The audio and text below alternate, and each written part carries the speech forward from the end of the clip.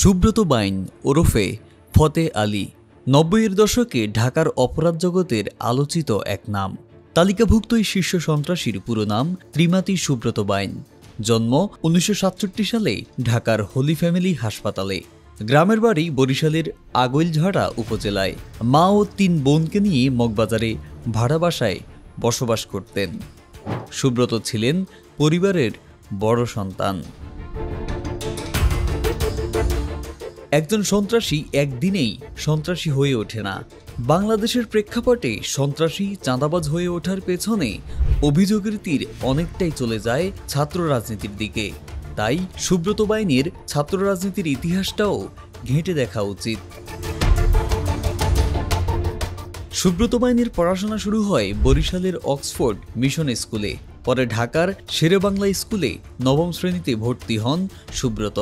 SSC পাশ করে ভর্তি হন সিদ্ধেশ্বরী কলেজে।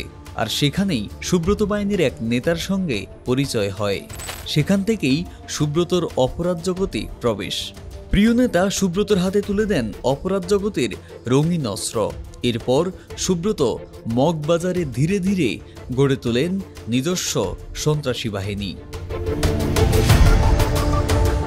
১৯৯৩ সালে রাজধানীর মধুবাজারের এক সবজি বিক্রেতা খুনের ঘটনায় পুলিশের নজরে আসেন সুব্রত বাইন। মগবাজার, রমনা, কারওয়ানবাজার, মধুবাগ এসব এলাকা ছিল সুব্রত বাইনের দখলে। ১৯৯১ সালে জাসদ ছাত্রলীগ নেতা মুরাদ খুনের ঘটনায় সুব্রত বাইনের যাবজ্জীবন সাজা হয়। ২০০১ সালে তার নামে ইন্টারপোলের নোটিশ জারি হয়। ইন্টারপোলের সেই নোটিশ এখনও জারি রয়েছে। ইন্টারপোলে নোটিশ জারির পর কলকাতায় পালিয়ে যান সুব্রত বাইন। সেখানেও অপরাধ জগতে সক্রিয় থাকেন। শেষবার ২০১২ সালে কলকাতায় গ্রেপ্তার হয়েছিলেন তিনি।